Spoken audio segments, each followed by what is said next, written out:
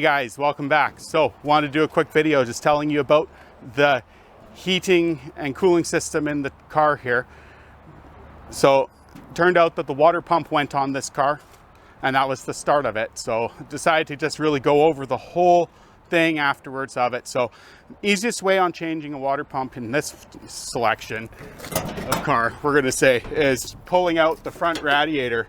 So once the radiator's out, that gives us ample room to just go straight at the front of the motor. So getting that out, pulled off the horns on the front of this thing, and then after that it was just untying the rad hoses. So I'm a very avid believer in oiling down everything constantly, so I always save all the old transmission fluid and stuff like that to just pump into oilers, and then I can be just hitting down the hoses, all the little connections and stuff, because this has never been touched for so long, right? So yeah, got the rad out, and after that the pump came out right after, like that. So putting the pump back in was pretty straightforward. It was just a little flash coat of paint that went on that just to clean it up a bit, cleaned up the other surface. One day maybe we'll wash it, right, and then we'll paint it at that point. So it's just a new water pump, so decided to put a little bit of paint on it.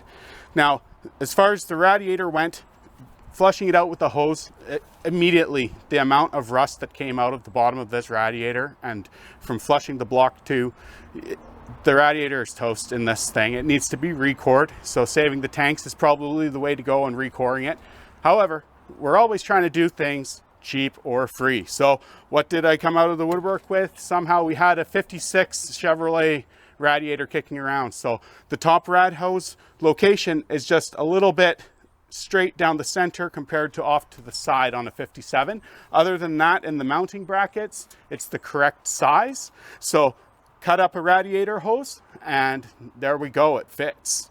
So if you want to take a quick look here, you'll see that the sides of the radiator where this mounts is straight to the firewall, or sorry, the rad support, whereas the 57 mounts in from the side. So other than that, the system isn't leaking now. It's working great.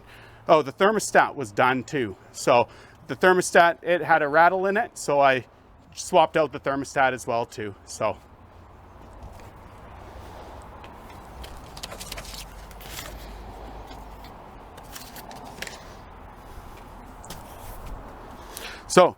thanks all for coming out, checking out the cooling video of this. So just something that when it's done, we can just go through bang, bang, bang all the way down the line and see what it took to really revive this thing.